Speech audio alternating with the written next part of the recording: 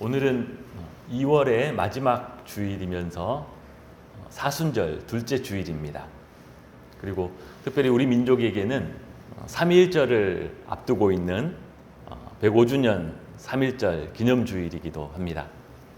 물론 개신교 일부 교단만이 삼위일절 기념주일을 지키고 있긴 하지만 우리가 함께 살아가고 있는 우리 나라와 우리 사회에 대한 바른 공동체 의식을 일깨우는 것 역시 세상에 빛이 되고 소금이 되어야 할 교회의 책임 중에 하나라고 믿습니다.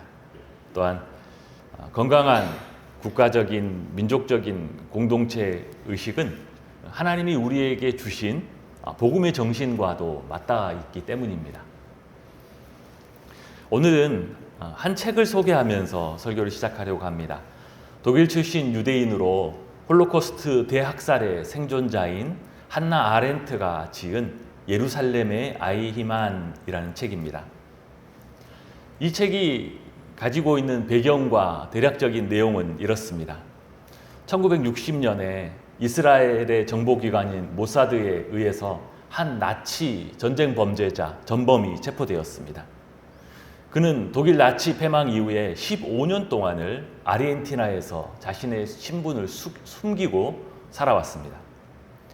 그의 이름은 아돌프 아이히만이었는데요. 그는 이듬해 예루살렘으로 압송되어서 15개의 죄목으로 33번의 공개 재판을 받게 되었는데 이 책은 한나 아렌트가 특파원 자격으로 그 모든 전범 재판을 참관하면서 보고서 형식으로 쓴 책입니다.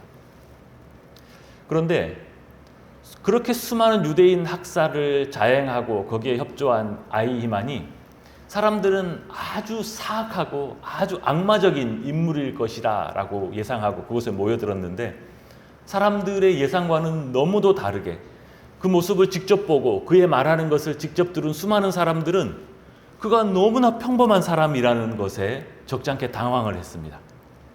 심지어 그는 주변 사람에게 굉장히 친절했고 그와 함께 살았던 사람들은 그가 굉장히 선량하다고까지 했습니다. 진술 과정에서도 그는 아무런 양심의 가책 없이 자신은 무죄다라고 주장을 했는데 심지어 그는 그가 말하는 중에 자기가 했던 일에 대한 자부심을 드러내기까지 했습니다. 왜냐하면 자신은 단지 한 국가의 공무원으로서 해야 할 일을 아주 성실하게 잘했다는 것입니다.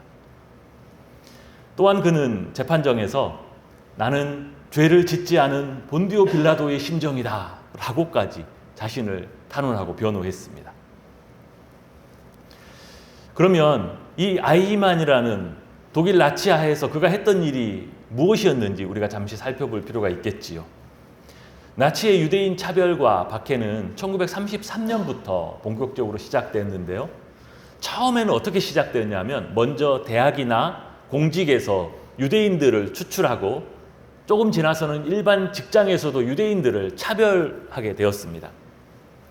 그러다가 1935년에 뉘른베르크 나치 전당대회에서는 유대인을 오염 그 자체로 여기고 유대인과 결혼하거나 유대인과 성관계를 맺는 것을 금지하는 법을 통과시켰습니다. 그 3년 후 1938년부터는 유대인들의 회당과 유대인들의 상점을 약탈하고 방화하고 이때부터는 조직적으로 유대인들을 수용소로 보내거나 추방하기 시작했는데 이 단계에서 아이히만이 등장합니다. 그는 이때 유대인들을 수용소로 보내거나 해외로 추방하는 일을 했습니다. 사람이 어느 곳에서건 간에 한동안 정착해서 살다가 갑자기 어디론가 떠나야 되면 해야 할 일이 굉장히 많지요. 거쳐야 할 과정들이 있습니다. 왜냐하면 먼저 벌려놓은 것들을 정리를 해야 되잖아요. 재산도 여기저기 있는 것 정리하고 은행 일도 봐야 되고 갖고 있는 부동산도 처분해야 되고 동사무소나 구청에 가서 세금 문제나 여권이나 신분증 이런 것들을 위해서 외교부나 관공서에 가야 할 일들이 많이 생기지요. 아이히만은 이 복잡하고 시간이 걸리는 과정을 하나의 생산 라인으로 구축해서 모든 업무가 일괄적으로 신속하게 처리될 수 있도록 설계한 사람이고 심지어 그 공정이 최대한의 효과를 내도록 그 일이 진행되는 건물까지도 설계한 사람입니다. 그러니까 그 건물 안에 유대인이 딱 들어가면 모든 것이 일괄처리 되겠어요. 처음에 서류를 딱 받고 사인하고 서류 내고 그 다음 서류 받아서 사인하고 서류 내고 쭉쭉쭉쭉 진행되면 이런저런 구실로 모든 재산은 나치 독일에 다 빼앗기고 나중에 최종 사인을 하면 수용소로 가거나 추방에 이르는 결과가 나왔습니다. 그런 이런 방법으로 수많은 유대인들을 정말 대량으로 아주 효과적으로 죽음의 수용소로 보내거나 또는 해외로 추방하는 일에 기여를 했습니다. 그는 그 일을 하던 중 1941년에는 자기가 그렇게 보낸 사람들이 수용소에서 어떻게 비참한 죽음을 당하는지 직접 목격할 기회가 잠깐 있었습니다. 그때 그는 적잖이 충격을 받기도 하고 자기가 무슨 일을 했는가라고 깨닫기도 했지만 그는 얼마 시간이 지나지 않아서 곧 현실, 자기가 보았던 것에 눈을 감아버리고 자신이 공무원으로서 해야 할 일을 계속 성실하게 했을 뿐이었습니다. 그는 자신의 무죄를 주장하면서 나는 개인적으로 유대인을 미워해 본 적도 없고 그들을 죽이기는커녕 그들과 싸워본 적도 없다라고 항변했습니다. 나는 개인적으로 선량한 사람이고 양심적으로 살았고 국가의 공무원으로서 성실했을 뿐이다. 이것이 그의 항변이었어요. 그러면 그의 그런 무죄 주장은 합당한 것일까요? 그와 함께 이웃으로 살았던 모든 사람들은 맞다, 그 사람 그렇게 살았었다, 그가 말한 대로 우리의 이웃이었다라고 하는데 그는 무죄일까요? 우리는 이렇게 질문해 볼 필요가 있다고 생각합니다. 개인적으로는 도덕적이고 성실한 한 개인이 집단 안에서는 큰 악을 행하거나 또는 그 악의 일부가 될 수도 있을까요? 당시 법정은 아이만의 무죄 주장을 모두 거부하고 기소된 모든 항목을 유죄로 인정하면서 그를 사형에 처했습니다. 어떻게 수많은 사람을 학살하는 악이 그렇게 평범한 사람, 그렇게 선량한 모습으로 존재할 수 있을까요?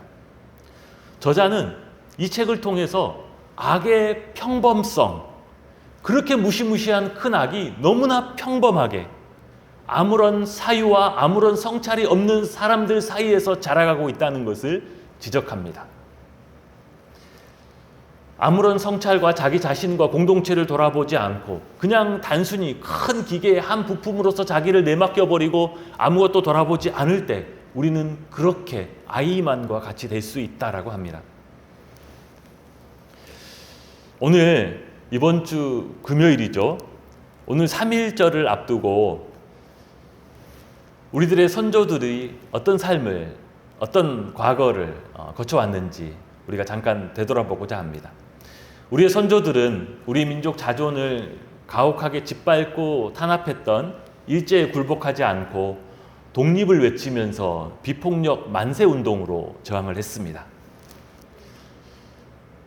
힘 있는 자들, 포악한 자들, 악인들에게 압제로 짓밟히면서도 독립을 외치면서 정당한 권리를 주장하며 그러면서도 비폭력으로 거기에 항거했던 우리 민족의 이런 정신은 우리 민족 사회뿐만 아니라 세계 사회에서도 대단히 모범적인 모습입니다.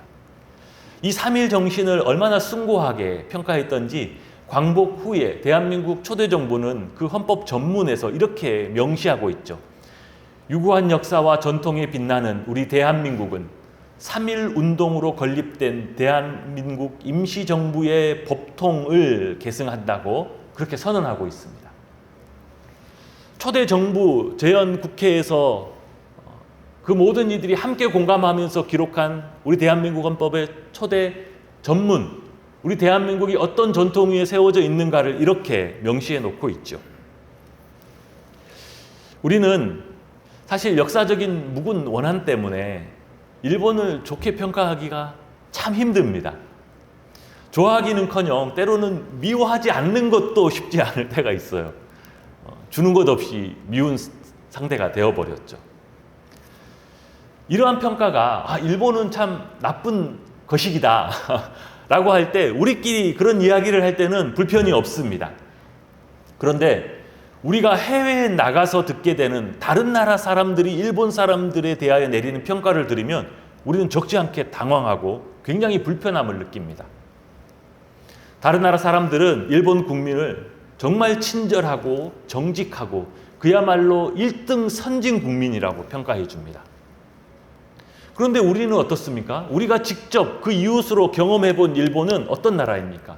그들은 약탈과 강제징용, 흉악한 학살과 위안부 강제 동원 등 수많은 반인륜적인 전쟁 범죄를 저지르고도 지금 78년이나 지난 지금까지도 역사적인 과오를 인정하고 용서를 구하기는커녕 역사를 왜곡해서 가르치고 있죠.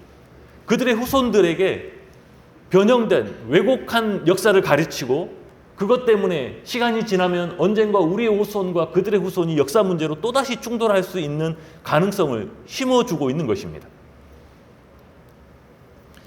일본 사람 개인들이 그렇게 친절하고 정직하다면 어떻게 일본이라는 국가는 그런 큰 악을 행할 수 있었던 것일까요? 또한 선량하고 성실했던 아이히만은 어떻게 나치라는 그 큰 악의 일부가 될 수 있었을까요? 라인홀드 니버는 그의 저서인 도덕적 인간과 비도덕적 사회에서 그 괴리를 파고듭니다. 니버의 주장은 한마디로 이렇습니다. 개인의 도덕적 행위와 그가 속한 집단의 도덕적 행위는 엄격하게 구별된다는 것입니다. 이거는 전혀 다른 문제라는 거예요. 한 사람이 얼마나 도덕적이냐는 문제와 그가 속해 있는 집단이 얼마나 도덕적이냐는 전혀 별개라는 것이죠. 도덕적으로 남을 돕고 심지어 자신을 희생하는 개인이지만 집단에 속하게 되면 자기의 집단의 이익을 양보하거나 희생하는 경우는 없다는 것입니다. 집단이 만들어내는 그 이기주의가 얼마나 강력하고 맹목적인지 심지어는 개인들의 도덕성이나 합리적인 사고를 마비시키기까지 한다고 합니다. 집단이 크면 클수록 그들의 그런 이기적인 모습, 맹목성은 더 강해지고 그것을 스스로도 당연시 여기기까지 한다고 합니다. 개인적으로는 지극히 도덕적인 사람이 자신이 속한 집단의 성격에 따라서는 극단적인 이기주의자로 돌변할 수도 있습니다.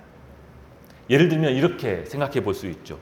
가난한 자를 위하여 개인적으로 자기 재산의 상당 부분을 기부하는 사람도 자기가 속한 상위 기득권 집단 안에서는 세금 인상 안에 격렬하게 반대하는 사람으로 돌변하여 활동할 수 있습니다.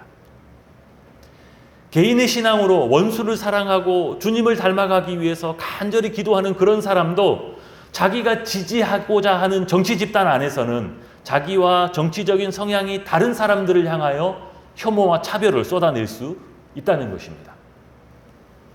최근에 사회적으로 문제가 되고 있는 이 의대 정원 문제에 있어서도 비슷한 양상을 드러내고 있죠.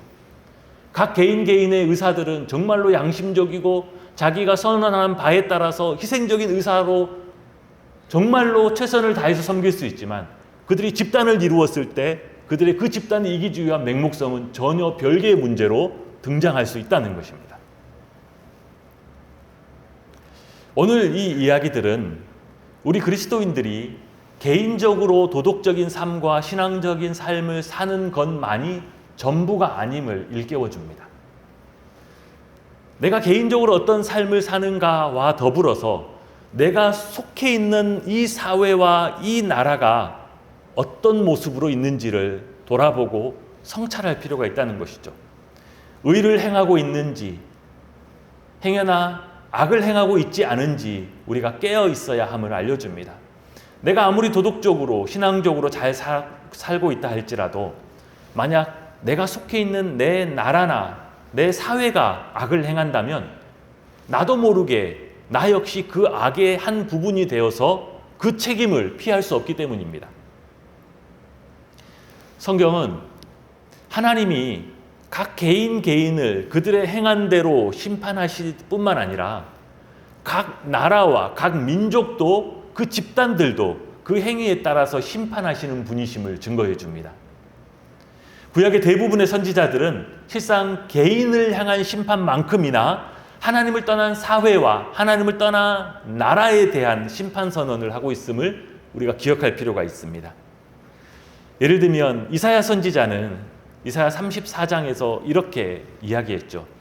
열국들이여 너희는 나와 들을지어다. 민족들이여 귀를 기울일지어다. 대저 여호와께서 열방을 향하여 진노하시며 그들의 만군을 향하여 분내사 그들을 진멸하시며, 하나님이 각 나라와 민족들을 향하여 진노하시고 심판하시는 분이심을 일깨워 주죠. 그렇다면 나라와 민족을 심판하시는 하나님은 당신의 백성들이 이루는 나라는 어떤 나라가 되기를 원하시는가? 하나님은 바벨론 포로기라는 70년 동안의 고통의 터널을 지나왔던 당신의 백성들에게 회복의 모습을, 환상을 그들에게 보여주셨습니다. 70년의 고통의 세월을 지났으니까 우리 일제 35년 몇 개월 정도로 따지면 약 2배의 기간을 바벨론 포로로 살았다가 다시 돌아온 것이죠. 하나님의 백성들을 다시 돌아오게 하시고 그들이 회복되어 어떤 나라가 되게 하기를 원하시는지를 보여주셨는데, 그것이 오늘 우리가 함께 읽은 말씀이라고 할 수 있습니다. 하나님은 그 고통을 통하여, 그 긴 터널을 통하여 그들을 단지 고통스럽게 하는 것이 목적이 아니었고, 그들을 낮추시고 그들의 마음을 정결케 하셔서 하나님이 기뻐하시는 의의 나라, 평화의 나라로 회복시키기를 원하셨다라고 합니다.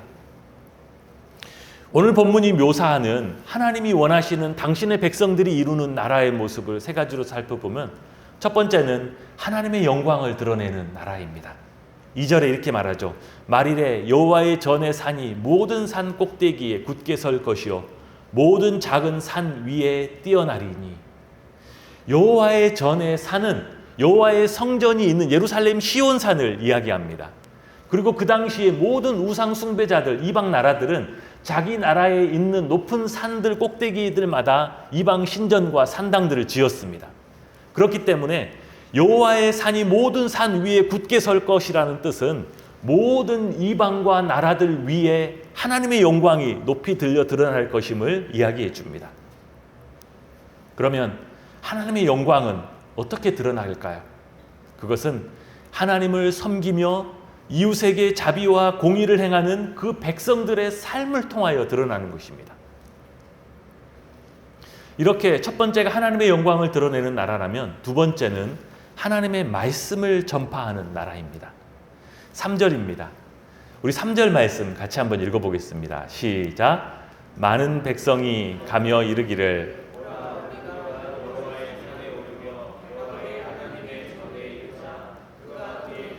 우리에게 가르치실 것이라. 우리가 그 길로 행하리라 하리니 이는 율법이 시온에서부터 나올 것이요 여호와의 말씀이 예루살렘에서부터 나올 것임이니라. 하나님 백성의 삶을 보며 이방의 우상을 섬기는 백성들도 여호와 앞으로 그분의 말씀을 배우기 위해 나오게 될 것입니다. 그들은 하나님의 백성이 이루고 있는 그 나라를 흠모하면서 그 나라가 어떻게 움직여가고 운영되는지 그 모든 법과 제도가 바로 여호와의 말씀으로부터 나온 것임을 그들은 알게 될 것입니다. 우리가 그리스도를 주로 고백하고 믿음으로 살아가는 삶을 통하여 복음을 모르는 사람들도 하나님 앞으로 나와서 그 복음을 듣게 될 것입니다. 왜냐하면 저들의 삶이 바로 복음으로부터 나온 삶임을 깨달아 알게 되기 때문이죠. 우리가 복음으로 살아가고 믿음으로 살아가고 그 삶을 통하여 더 많은 사람들에게 하나님의 말씀을, 복음을 전파하게 되는 그런 백성들 다 될 수 있기를 바랍니다.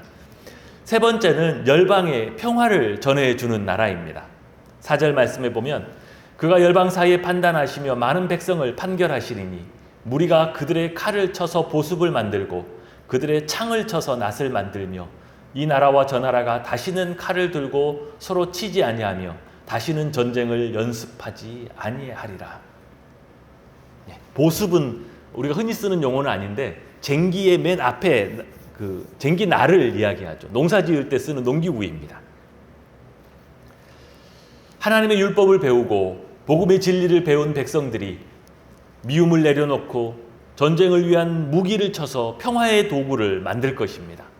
하나님이 원하시는 나라는 자기의 힘을 과시하고 휘두르는 나라가 아니라 자기의 이익을 위해서 다른 나라를 피해를 주는 것, 압제하는 것, 착취하는 것을 마다하는 나라가 아닙니다.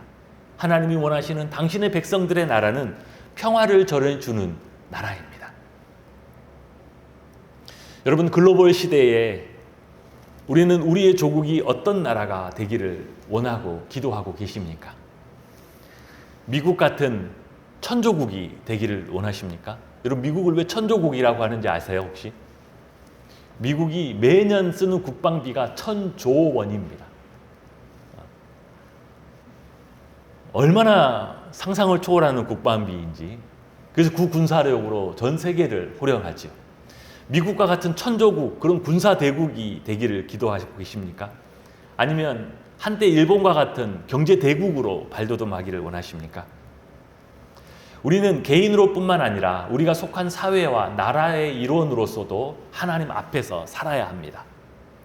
우리가 아무리 도덕적이고 영적이라 할지라도 내가 속한 나라가, 내가 속한 사회가 힘만 추구하고 부만 추구하는 나라라면 우리 자신도 모르는 사이에 우리는 약자들의 희생을 당연시하고 불의를 용납하는 악의 일부가 될 수도 있습니다. 무조건 우리나라가 옳고 무조건 내가 속한 집단만이 최고라는 집단 이기주의에 갇히게 되면 우리도 모르게 타 민족과 인종의 차별을 당연시한다든지 그들에 대한 참여와 차별과 그들에 대한 혐오를 나도 모르게 당연시하는 악에 빠지고 나와 이해관계가 다른 사람들을 나도 모르게 차별하는 그런 모습으로 드러날 수 있습니다. 잠언 30장 7절과 9절에서 지혜자는 이렇게 말합니다. 내가 두 가지 일을 주께 구하였사오니 내가 죽기 전에 내게 거절하지 마옵시고 곧 마시옵소서 곧 헛된 것과 거짓말을 내게서 멀리 하시며 나를 가난하게도 마시옵고 부하게도 마시옵고 오직 필요한 양식으로 나를 먹이시옵소서. 혹 내가 배불러서 하나님을 모른다 여호와가 누구냐 할까 하오며 혹 내가 가난하여 도둑질하고 내 하나님의 이름을 욕되게 할까 두려워함이니이다. 이 잠언 기자가 두려워하는 것은 자기가 너무 부유하고 힘이 있어서 하나님을 모른다 하고 떠나게 될 것을 두려워합니다.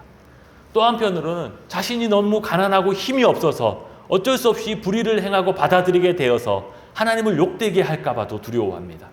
즉 그가 가지고 있는 소원은 그의 일평생 하나님을 섬기고 그 이름의 영광을 드러내는 것, 그것이 이 사람의 소원인 것이죠. 3.1 만세운동을 했던 우리의 선조들은 이후 광복을 맞이하고 새 나라를 세우게 된다면 어떤 나라를 세우고자 했었을까요? 사실 일제가 그렇게 위세를 떨치고 있던 그 시절에 그 미약한 힘으로 독립운동을 하고 3.1 만세운동을 주도하면서 그들이 그 어두운 역사의 터널 속에서도 소망을 놓지 않았다는 것이 정말 하나님의 큰 은혜이고 그들의 소망대로 우리나라가 독립이 되어 한 나라를 이루어 지금까지 오게 된 것도 하나님의 놀라운 은혜이죠. 그 선조들은 어떤 나라를 꿈꾸었을까요? 김구의 내가 원하는 나라의 글에 의하면 이런 대목이 있습니다. 여러분 들어보시기 바랍니다. 나는 우리나라가 세계에서 가장 아름다운 나라가 되기를 원한다. 가장 부강한 나라가 되기를 원하는 것이 아니다. 내가 남의 침략에 가슴이 아팠으니 내 나라가 남의 나라를 침략하는 것을 원치 아니한다. 우리의 부는 우리의 생활을 풍족히 할 만하고 우리의 강력은 남의 침략을 막을 만하면 족하다. 오직 한없이 가지고 싶은 것은 높은 문화의 힘이다. 문화의 힘은 우리 자신을 행복하게 하고 나아가서 남에게 행복을 주겠기 때문이다. 지금 인류에게 부족한 것은 무력도 아니요 경제력도 아니다. 인류가 현재 불행한 이유는 인의가 부족하고 자비가 부족하고 사랑이 부족한 때문이다. 여러분, 이 글은 한 번도 고난을 겪어보지 못한 사람의 순진한 생각, 현실을 모르는 사람의 망상이 아니지요. 오히려 모든 모진 고난과 세계사의 가시밭길을 친히 걸어왔던 우리의 믿음의 선배들이 꿈꾸었던 우리나라에 대한 비전이었습니다. 그리고 이 선조들의 비전은 마지막 때에 우리의 민족을 향한 하나님의 뜻과도 서로 연결되어 있음을 발견하게 됩니다. 지금 하나님께서 복을 주셔서 우리나라가 그 어떤 분야도 아닌 문화에 있어서 가장 많은 영향력을 미치고 있죠. 가장 많은 사람들에게 영향력을 행사하고 있죠. 사실 우리나라 사람들이 공통적으로 가지고 있는, 내재되어 있는 무의식 안에서의 정신이 홍익인간의 정신이죠. 널리 사람을 복되게 한다는 것입니다. 그런데 복되게 해야 된다는 것은 생각했지만 무엇으로 복되게 할 것인가, 그 방법론에 있어서는 우리는 아무것도 알지 못했습니다. 우리에게 하나님의 복음이 주어지고 나서야 그것이 무엇인지를 더 분명하게 알게 되었죠. 무엇으로 널리 사람을 복되게 한 것입니까? 하나님이 아브라함에게 하셨던 것처럼 땅의 모든 족속이 너와 내 후손을 통하여 복을 얻게 될 것이라고 하였는데, 이것은 생명의 복음을 통하여 이루어지는 줄 믿습니다. 지금 우리 한반도 반토막 나라임에도 불구하고 현재 우리가 누리는 정치, 경제, 군사, 특히 문화적인 영향을 볼 때 하나님께서 얼마나 넘치는 은혜로 부으셨는지 우리는 고백하지 않을 수 없습니다.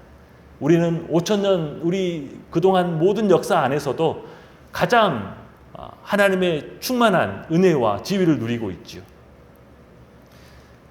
3.1절을 앞두며 우리가 겪어왔던 불의와 압제의 과거를 넘어서 우리 믿음의 선조들이 가졌던 우리나라의 비전들을 우리가 마음에 새기고 하나님이 원하시는 의와 평화의 나라의 환상을 가지고 나 개인으로서뿐만 아니라 내가 속해 있는 민족과 나라의 일원으로서도 깨어있고 책임있게 우리 민족과 나라를 위해 기도하며 살아가는 우리 모든 하나님의 백성들 되시기를 주님의 이름으로 축복합니다.